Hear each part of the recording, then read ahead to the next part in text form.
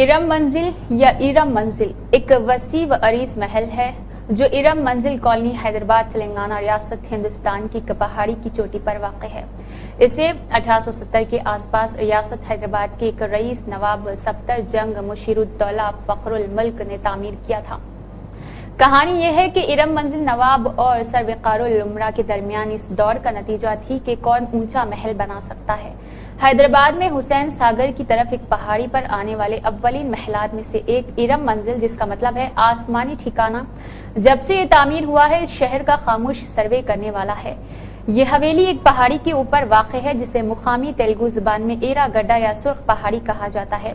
इसी वजह से नवाब फखरुल मुल्क ने नए महल का नाम इरम मंजिल फारसी में जन्नत मेंशन रखने का फैसला किया था, क्योंकि फारसी लफ्ज इरम जिसकी तरह का मतलब है जन्नत ईरा लगता है। तेलुगु सिफत जिसका मतलब है सुर्ख, इसने लिंक पर जोर देने के लिए इमारत को सुर्ख रंग का रंग भी दिया था और इस तरह सुर्ख रंग का महल ईरा पहाड़ी की चोटी पर पाया जा सकता है।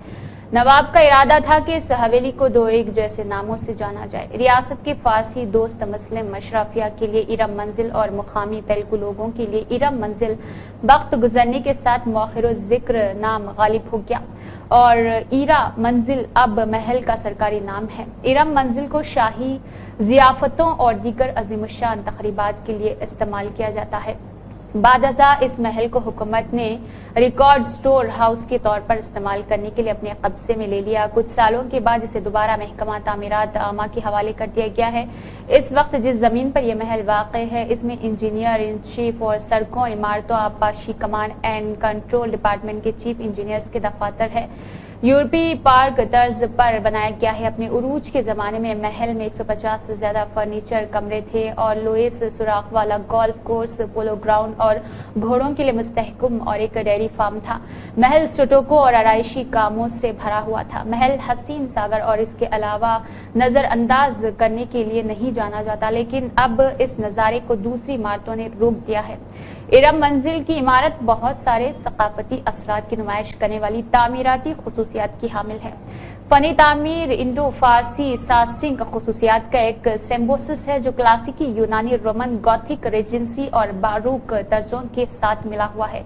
2 मंजिला महल 1,13,793 मुरब्बा फीट पर फैला हुआ है, जब ये एक दर्ज शुदा विरसा इमारत है जो स्टोको और आराइशी कामों से भरा हुआ था और इसमें बड़े बड़े जियाद हॉल भी है। 150 से ज्यादा कमरे भी थे। हैदराबादी रिवायत है कि इरम मंजिल नवाब और सरवकर मुल्क के दरमियान दोस्ताना मुकाबले का नतीजा था। इसके अलावा फखरुल मुल्क की असलियत और तख्लीकी सलाहियतों की वजह से यह हवेली मुनफरिद तर्ज तामीर का इम्तजाज थी, जिसकी वजह से दूसरे महलात से मुमताज थी।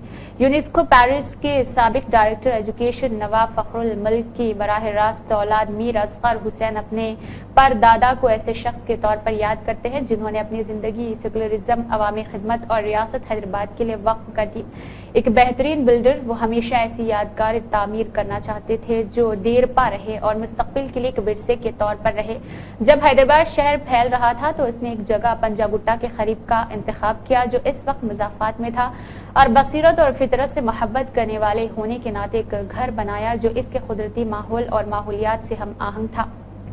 ये हवेली जल्द ही एक छोटे से गांव का मरकज बन गई जो फखरुल मुल्क के खानदान की जरूरियात पूरी करने के लिए इसके इर्द गिर्द फैली हुई थी, जिसमें 5 बेटे 4 बेटियां थी। जल्द ही पोलो ग्राउंड, घोड़ों, हाथियों के लिए मुस्तहकम एक डेयरी फार्म और एक टेनिस कोर्ट शामिल किया गया, जैसा कि शूटिंग रेंज था और नवाब दिन में 2 बार अदालत लगाते थे। नवाब फखरुल मुल्क हैदराबाद के अव्वलीन बुजुर्गों में से थे जिन्होंने घरेलू मामलात में सख्त मशक़ी ज़ाब्ता अखलाक को बरकरार रखते हुए मगरबी लिबास और अंदाज अपनाया। इसकी सकाफती आसानी और जहन की कुशादगी ने यूरोप से आर्किटेक्चर असलूब को शामिल करने के लिए इसके विजन को वसअत दी। एक मशहूर कहानी कहती है कि वो अपनी वॉकिंग स्टिक की मदद से रेत पर खाका बनाकर मेमारों को अपने ख्यालात की वजाहत करता था। इंजीनियर्स और मेमारों से तवक्को रखता था कि वो ऐसी शक्ल बना दे। इरम मंजिल को खास तौर पर एक पहाड़ी की चोटी पर रखा गया था, इसके गड नवाह में नुमाया रहे। आर्किटेक्ट और स्ट्रक्चरल इंजीनियर बनाते हैं कि मौजूदा मेन रोड के मुकाबले इमारत का ऊंचाई तकरीबन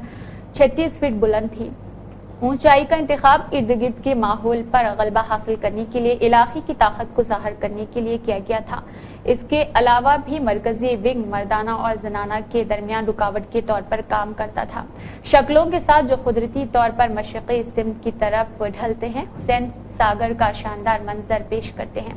محل کی تعمیر میں بہترین مناسب ساخت نظام کو اپنایا گیا ہے۔ سیڑھیاں اور بالکنی لکڑی سے بنی ہے۔ آج بھی کوئی بھی نیم سرکل محرابوں، انڈو ساسنک گول گھوڑے کی نالی کے سوراخوں اور ہند اسلامی فن تعمیر پر مبنی بیضوی گوتھک محرابوں کی ایک جھلک دیکھ سکتا ہے۔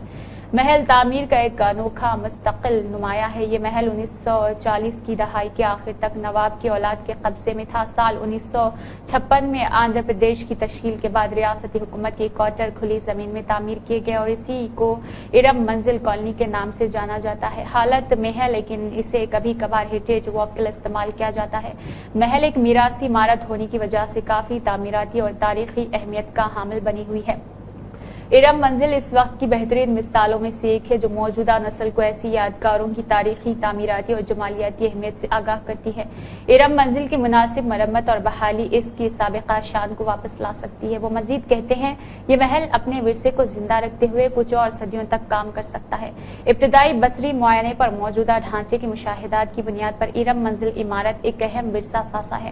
مناسب گہرائی سے تجزیہ کرنے کے بعد بحالی، مرمت اور جزوی تعمیر نو کے بعد ساختی طور پر درست ثابت ہو سکتی ہے اور بہت سے لوگوں کے لیے استعمال کی جا سکتی ہے۔ اس آرکیٹیکچرل کمال اور اس کے انداز کے غائب ہونے سے پہلے ممکنہ انکولی دوبارہ استعمال فی الحال ثقافتی ورثے کی یادگار بہت سے لوگوں کو صرف اس کے نام سے منسوب میٹرو اسٹیشن کی وجہ سے معلوم ہے۔ پوری دنیا سیاحت کے لیے تعمیراتی طور پر اصل یادگاروں کی تلاش میں ہے۔